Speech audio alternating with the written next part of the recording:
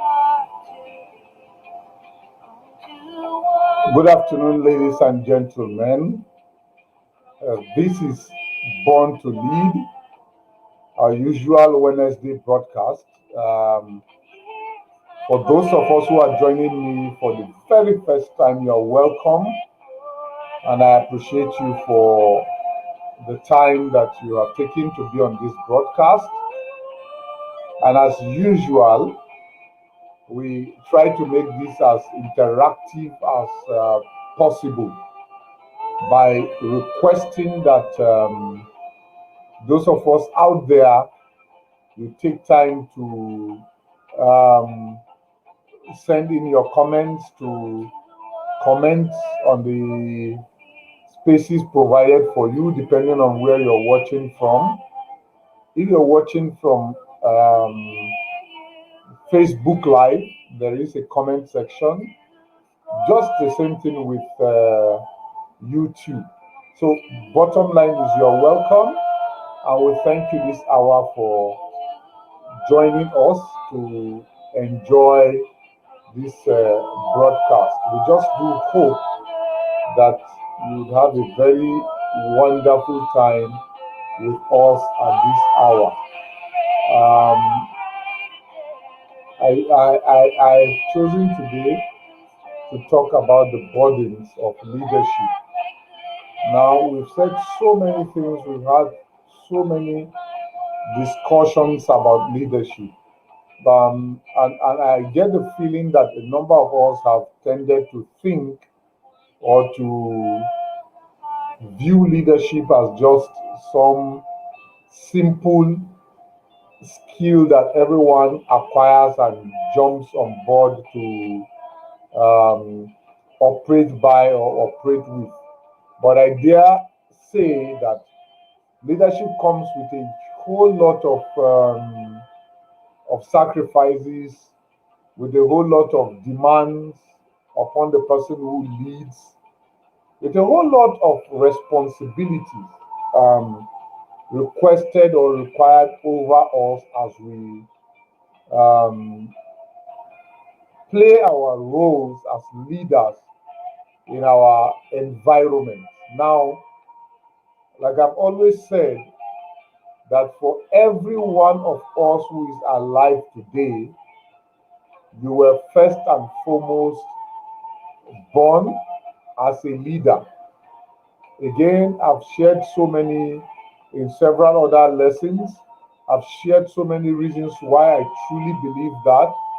And I've also tried to make us understand that becoming a leader does not necessarily mean that you must occupy a leadership position. No.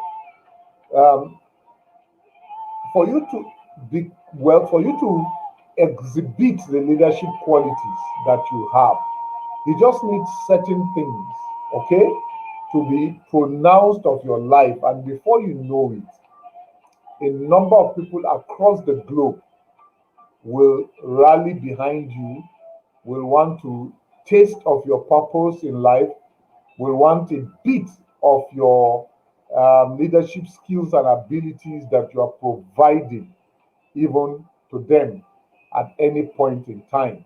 Now, so today we're going to be talking about what it means to be a leader and what is required of you as a leader to to show those qualities that people beckon upon you for, to um, exhibit those talents, those skills, those abilities that are buried in the inside of you.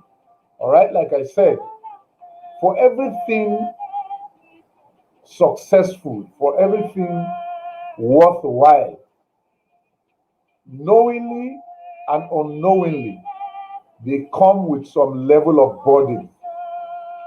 Before Facebook was developed, Mark Zuckerberg locked himself up in a garage and weeks after weeks, months after months, studied, provided, produced, tweaked, destroyed, added, and so on and so forth, whatever was necessary for him to bring Facebook to life.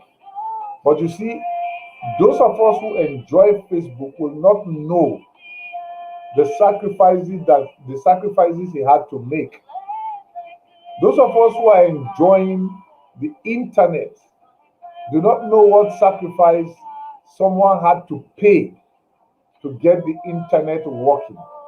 We're just at the back end, we're enjoying all that has been provided without considering the stress, the burden, the workload that had to be um, put in to whatever exercise or assignment to get us to the point where we are.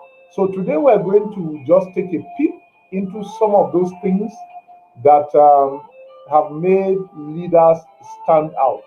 Some of the burdens that leaders carry, all right, that make them outstanding.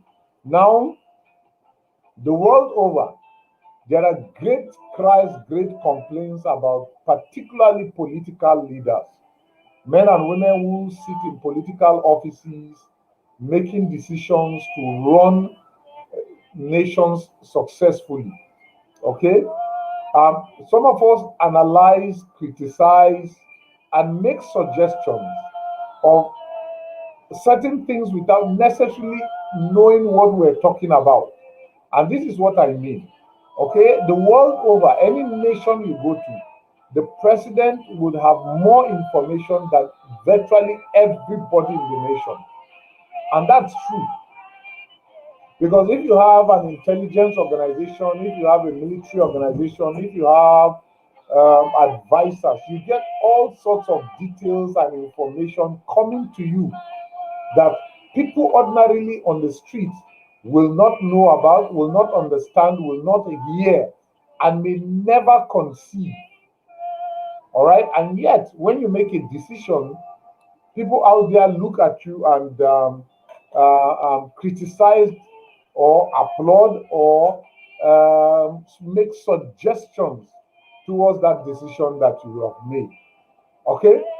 Now, for every decision you make, it comes with a whole lot of burdens. It is in that regard that we're going to be taking these decisions. Okay? We're going to, or not decisions, we're going to look at what it means to be a leader. I recall when I was much more younger and in the primary school, every time that demands were made of us as students or pupils to buy certain things, I simply came home and presented my request to my parents, my dad in particular. And my expectation always was that that demand or request will be met within the next 24 hours. How it was going to be met was none of my concerns. How it was going to come about didn't bother me.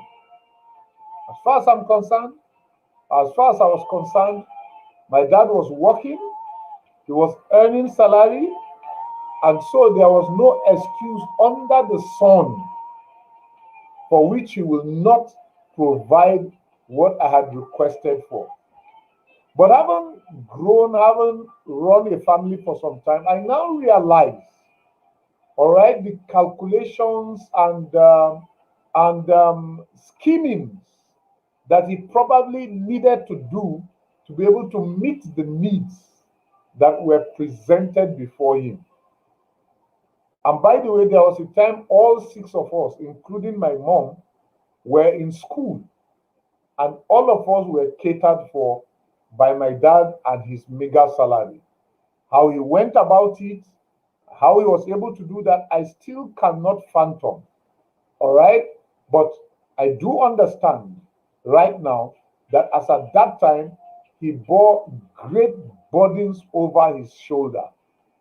So people from outside will sit, will watch, and will um, simply make comments, make castigate people, okay, make suggestions as to things that they know nothing about, things that they do not have the slightest idea about. Why? Because you see, they do not carry the burden that leaders carry. They do not know the workload that is on the shoulders of those leaders. They just simply open their mouth without critically analyzing and making suggestions about the things that should happen, even when they do not have the full information or full details. Okay? So, this is what I'll be talking about today, and I just do hope that you come along with me, that you have a full grasp of what I talk about and have a full understanding, so that for you will position yourself to be able to overcome those burdens that challenge you, and so that you also position yourself to know how to criticize, to know how to make suggestions, to know how to say things that you ought not to be saying, or to be able to guard yourself, to guide your mind, guard your mouth, and guard how you react to certain things that happen around you. John Maxwell says, a leader is one who knows the way, goes the way, and shows the way. I dare say, and maintains the way. Because in reality, as a leader, you ought to be at the forefront. And for you to be at the forefront, it simply means that you first identified the way. Then, not only do you know the way, you show the way, or you go the way, you take the steps to follow the way. And after that, you do what? You show the way for others to follow. The whole world is looking for people who know the way.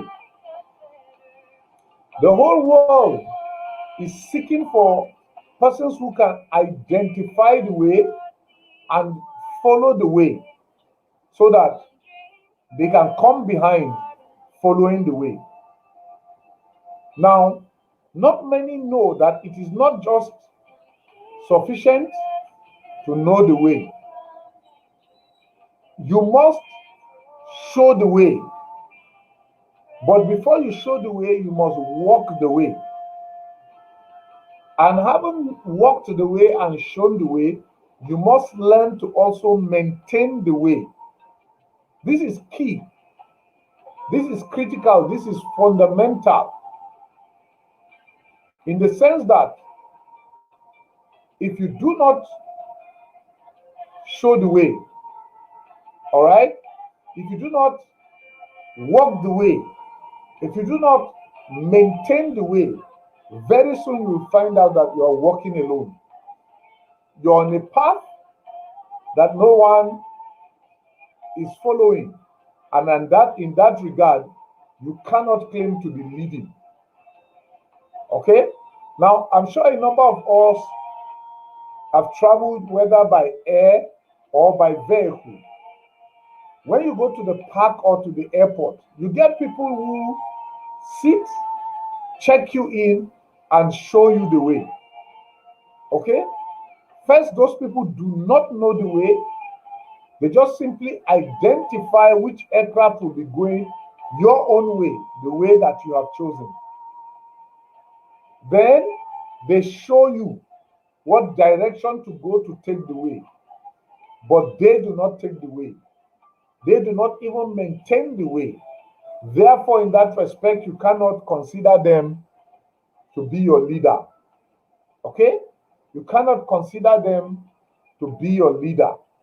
So a leader must not only know the way, he must walk the way and show the way, and also maintain the way. All these add up to the level of burden that the leader bears. They add up to the stress that a leader carries upon his shoulder on a daily basis. So if you are the principal of a school, a director in an office, the head of a family, the leader in a group, you must know that in spite of the burden that you carry, there are ways out to be able to ease off some of these burdens upon your shoulders. And you must also know that you are not alone on the path that you've chosen. There are always other people around the globe who are following the path that you have chosen to follow. Okay? Now, what are some of the burdens that leaders carry? The first burden is the burden of character. What do I mean by the burden of character? I simply mean the ability to maintain character regardless of the circumstance or the situation.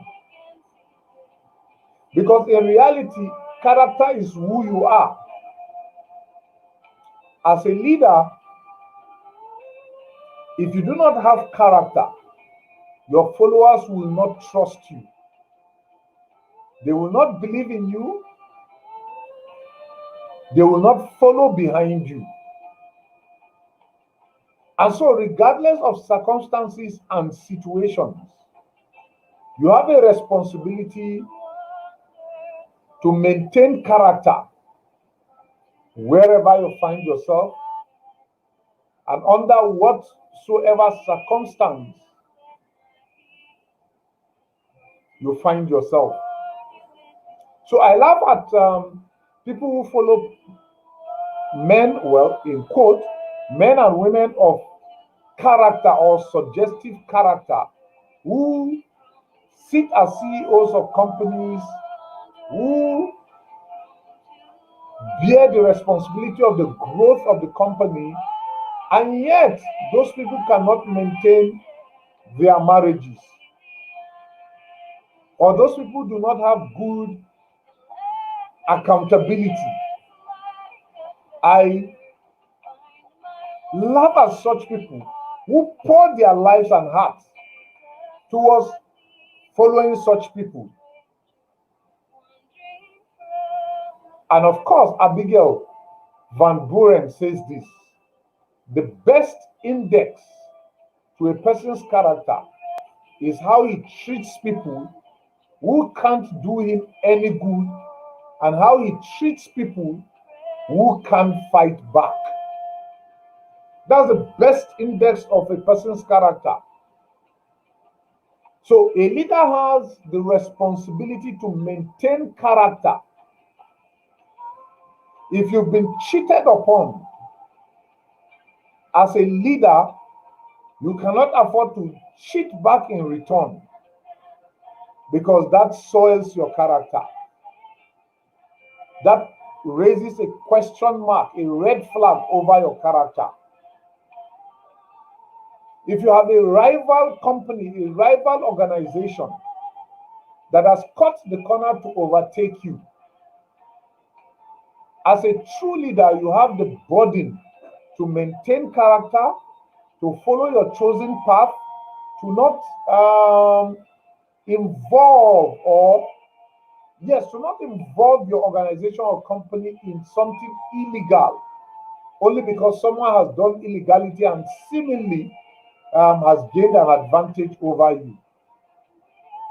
True leaders maintain character even under the harshest of conditions.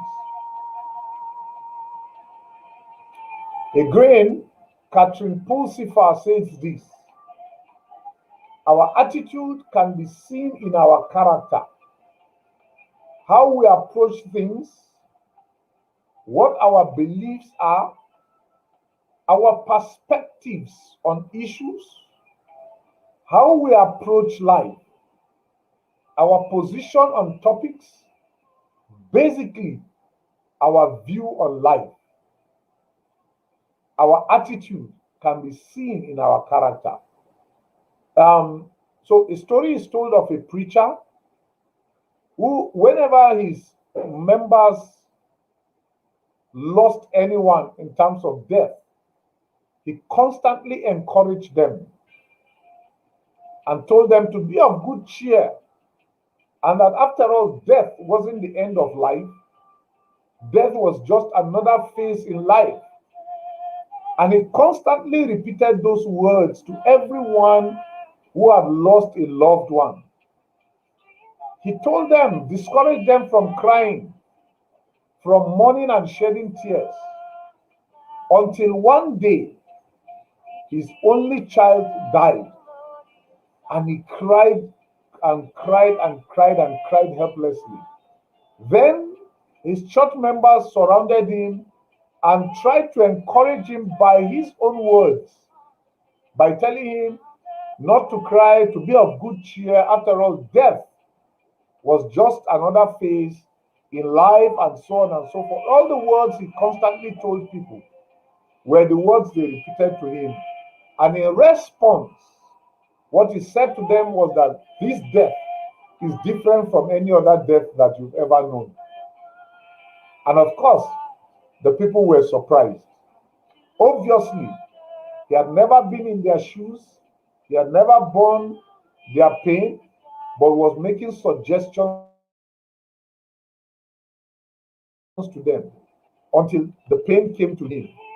Now he showed to them because he truly didn't believe in the words that he constantly said to them as encouragement. So please note that the first burden that a leader has is the burden of maintaining character, even in the harshest of conditions. All right? Even in the toughest of situations and times. That's the first burden that leaders bear. The second burden will be the burden of remaining healthy. Now, you do know that leaders can be very pushy at times. They can, okay, so one of the things that leaders have going for them is their ability to motivate people to be very productive in life. All right? If you are in an organization, it is the leader who pushes you, motivates you, inspires you to do things that you ordinarily will not have done. It's the leader who galvanizes you to achieve goals that had been set. But the tendency is this, that in doing that, some leaders overwork themselves. In doing that, some leaders push too hard, that they do not take care of themselves, they do not take care of their immediate family, they do not take care of responsibilities that are personal to them. And pretty soon, they begin to break down health-wise, they break down financial-wise, they break down even in terms of relationship. You've heard of Jeff Bezos having a divorce with his wife. He's running a successful company, okay?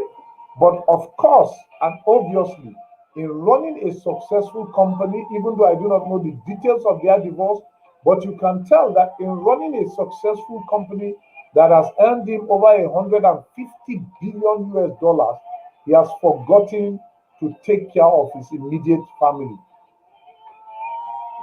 And that has caused some row, that has caused some division, and that has caused them to divorce with his wife.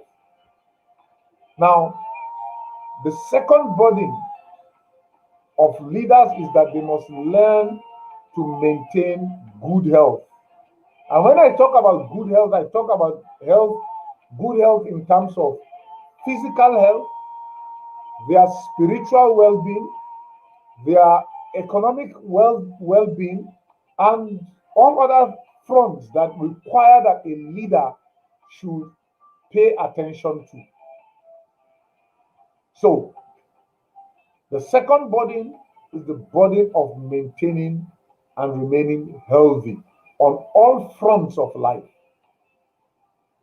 No wonder Mahatma Gandhi says it is health that is the real wealth, and not pieces of gold and silver. And I guess you may have heard of that saying that while we're young, we use our wealth or our health to pursue wealth. And when we are old, we use our wealth to pursue health. Why? Because you see, most people burn energy pursuing silver and gold that they forget to take care of themselves. They forget to maintain a balance. They forget to to organize themselves in such a way that they have a balance in life. Now it is well known that every president of the United States of America must maintain a basic routine of exercise, because it is in being healthy that you can be wealthy.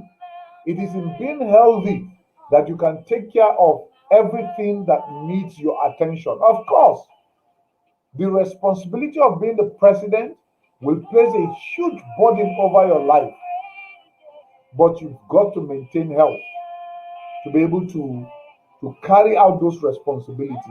Now, many years ago, I had a principal in a law firm, and I just do hope she doesn't listen to this, but who was pacing up and down from one town to the other, jumping from one job to the other, and so on and so forth. And at one point in the office, we had cause to talk to her to say she should slow down, because we were convinced that if she broke down, whatever she was running after and thinking that she was the only one capable of doing it will be done by someone else. And guess what? Not long after that discussion, one day in another town, she got up and was planning to run to the office, and she broke down. She collapsed. Actually, she was supposed to go on a foreign trip, but because she collapsed and was taken to the hospital, she was admitted in the hospital. That trip took place without her being a part and parcel of that trip. The office simply nominated someone else to take her place in that trip. That's how dangerous it is to try to maintain leadership, to try to be hardworking all around and yet not maintain health. No wonder Buddha says to keep the body in good health is a duty. Otherwise, we shall not be able to keep the mind strong and clear. And I agree with him. To keep the body in good health is a duty. Otherwise, we shall not be able to keep the mind strong and clear. And each one of us must take note of that responsibility and that requirement over our life.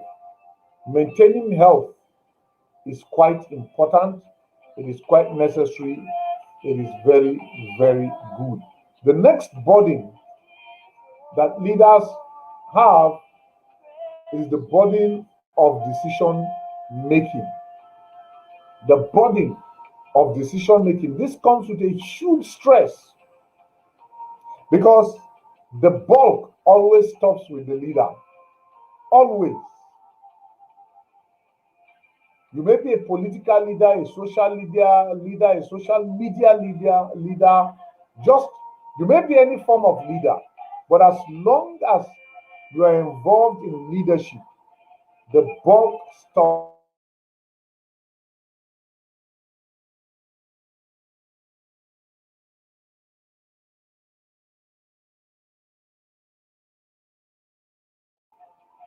the responsibility to make decisions reside with you, and you must bear those burdens and responsibilities. So, where there are no obvious decisions, you must make a decision. Where there's a need to make a bad decision, the responsibility lies with you to make a decision. Where there's a need to make unpopular decisions, as a true leader, the responsibility must lie with you to make unpopular decisions. Even if the decisions are good decisions, the burden of the response from that decision lies also with the leader. So every leader must bears the burden of decision making. Now you will realize, just like it's common to do, that when people will shy away from the consequences of decision making, they tend to turn to the one who is capable of making those decisions and suggest or make those decisions to that person, or make suggestions for that person to make a decision. Now, the burden of decision making lies with the leader, and he or she cannot run away from that burden. It is not just the burden of making a decision, it is the burden of bearing the consequence of the decision. You and I have criticized decisions that have been made, and we do not criticize the process by which the decision was made. We simply criticize the person who made the decision. Even if the facts and information aggregated for that person to make the decision were not his facts, as long as he or she made that decision, we simply focus on them and shower our blames upon them.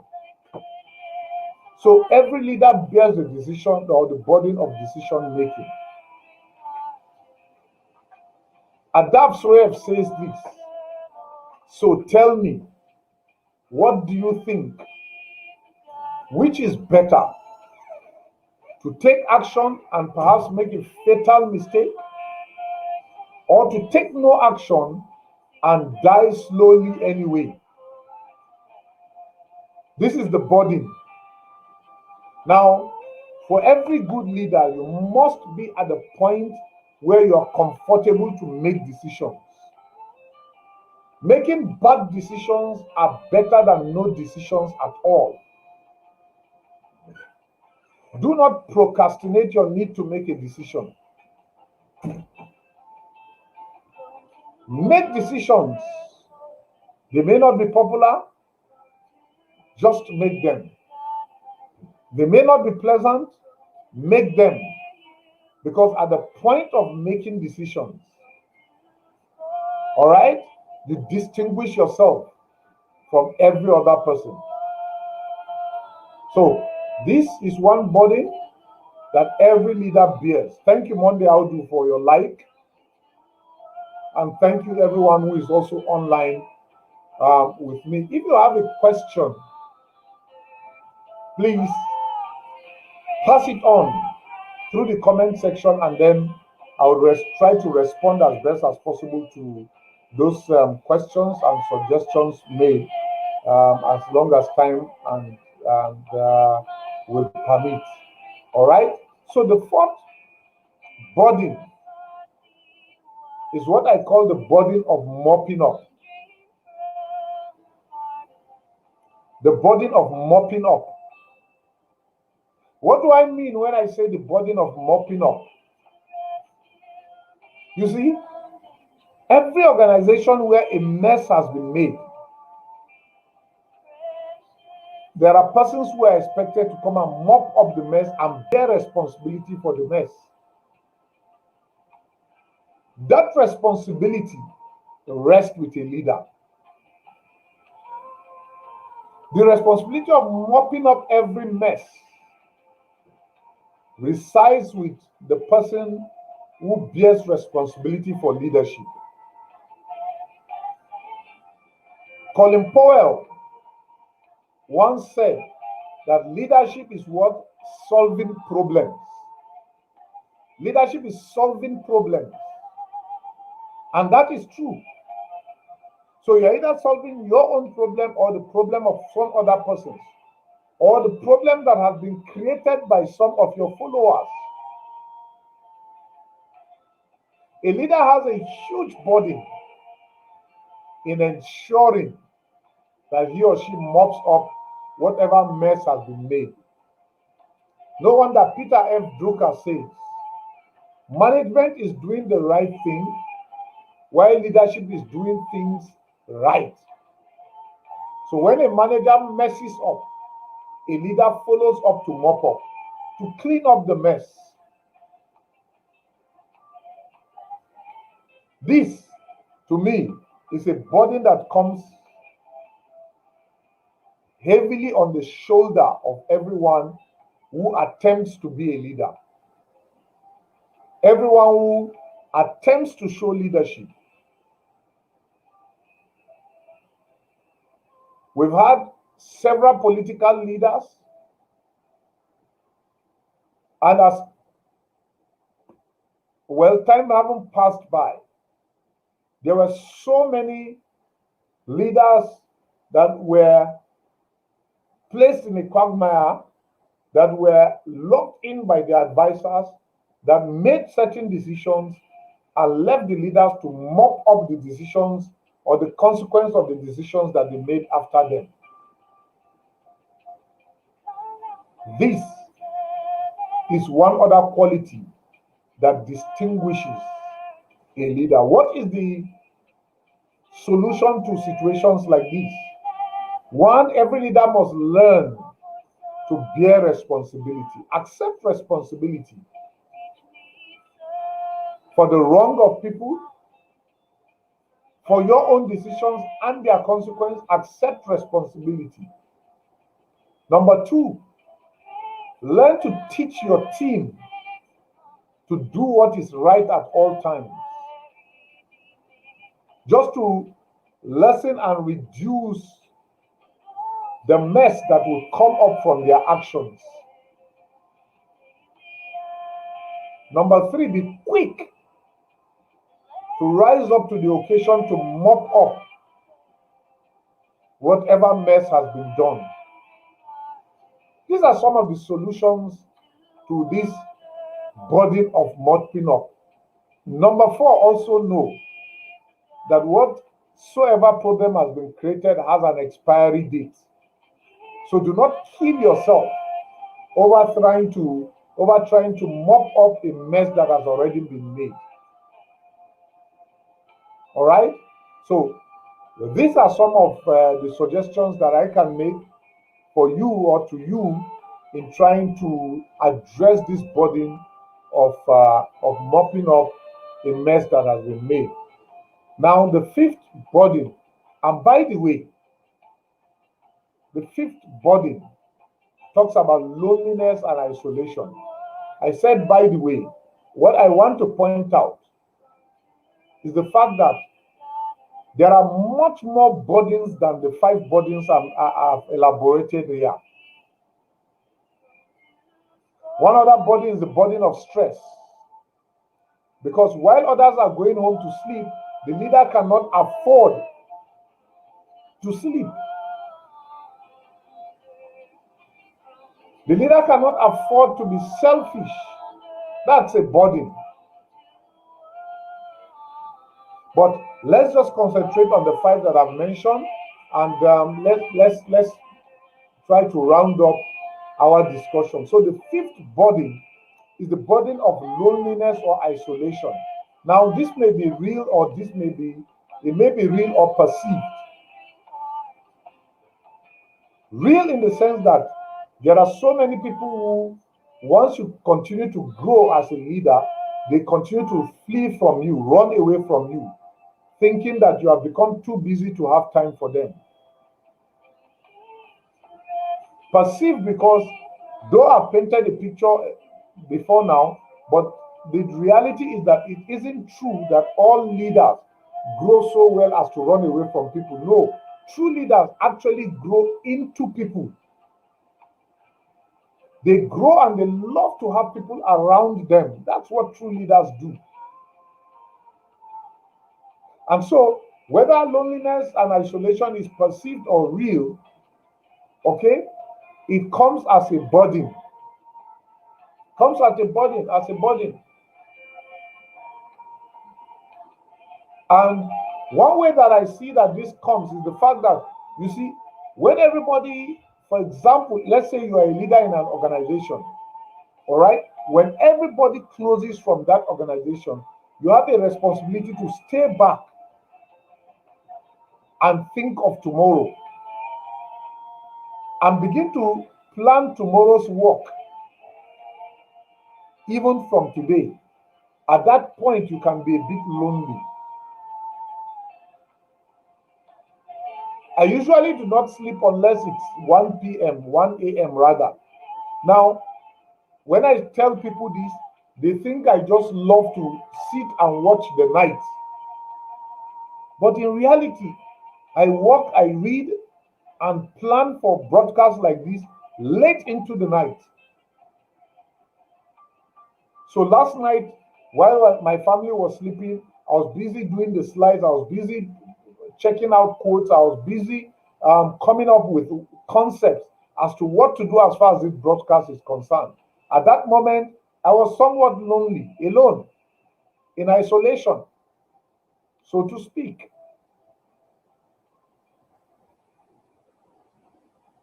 So Mahatma Gandhi says it's easy to stand in the crowd, but it takes courage to stand alone. And Mahatma Gandhi knows what he's talking about.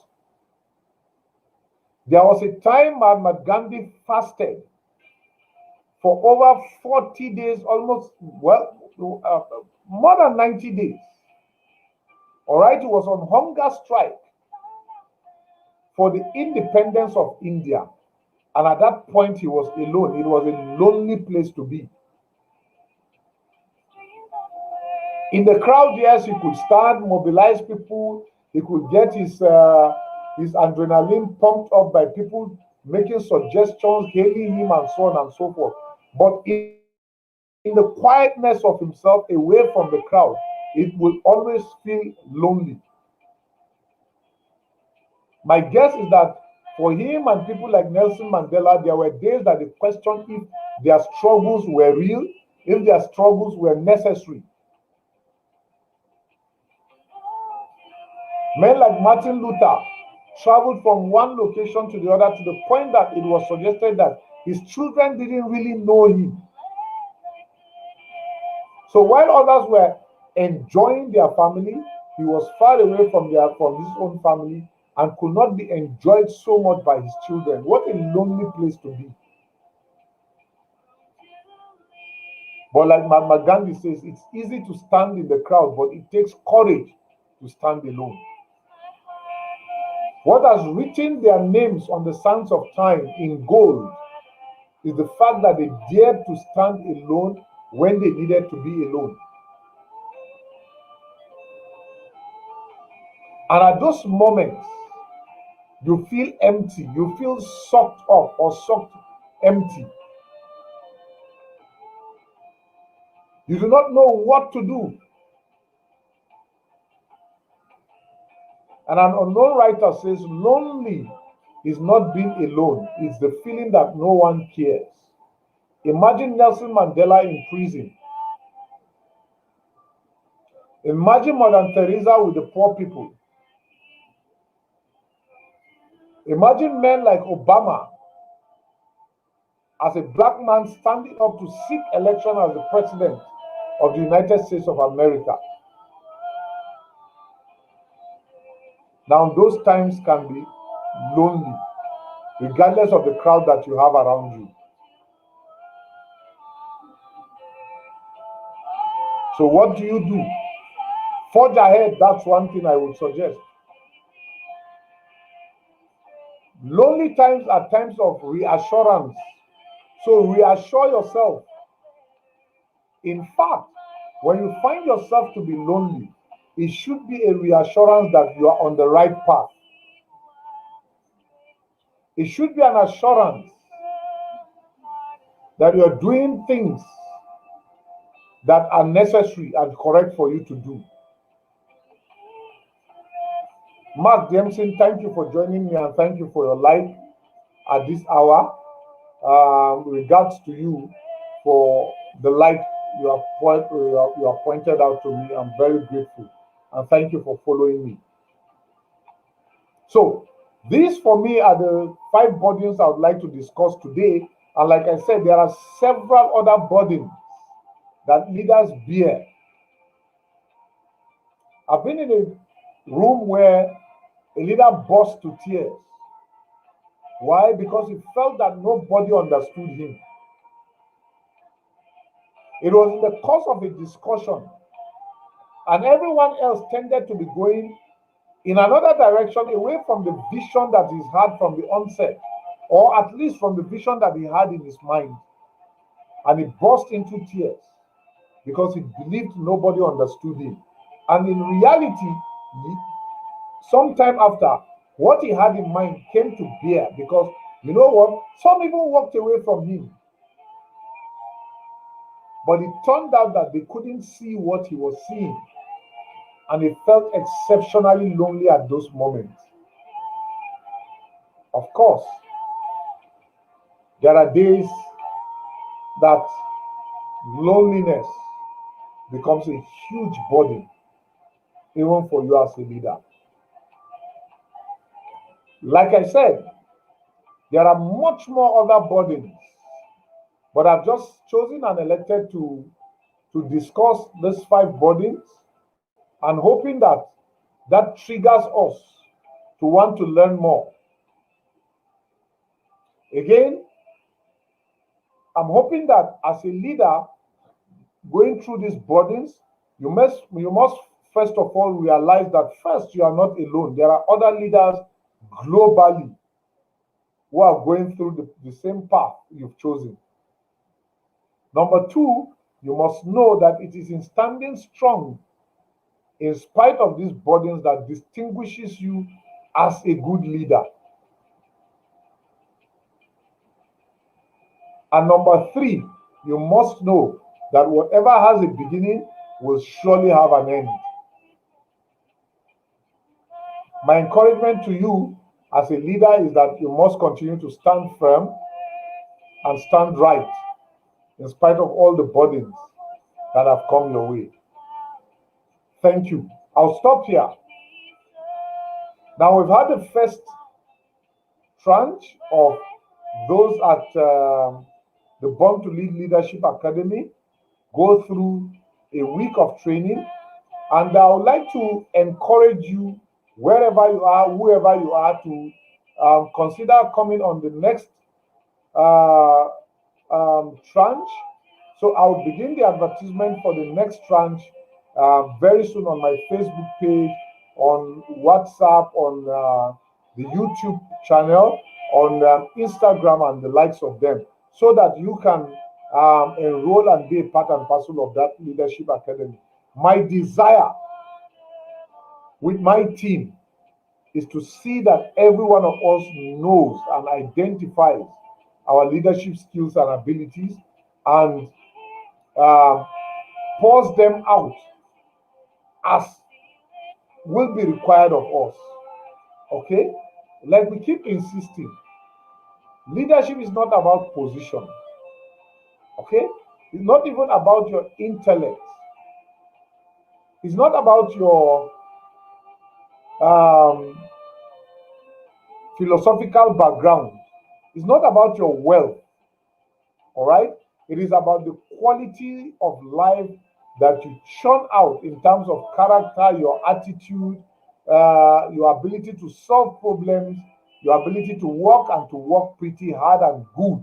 These are the qualities that we promote, and we would like to teach you how to exhibit these qualities to the fullest.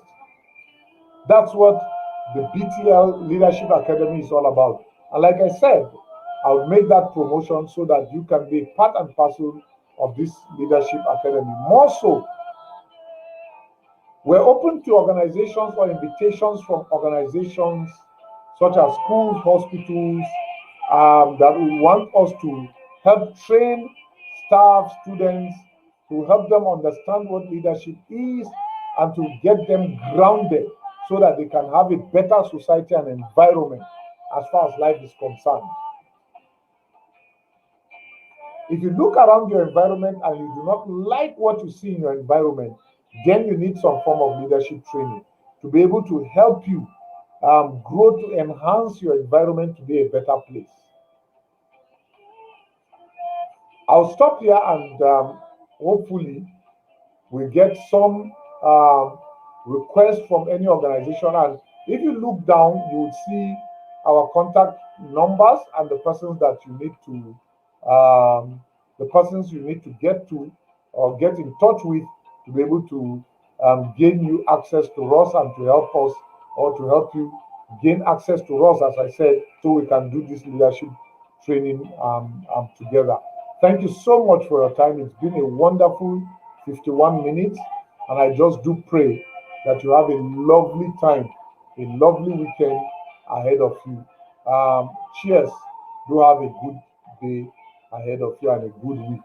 See you next week at 1 p.m. if you don't mind. Bye bye.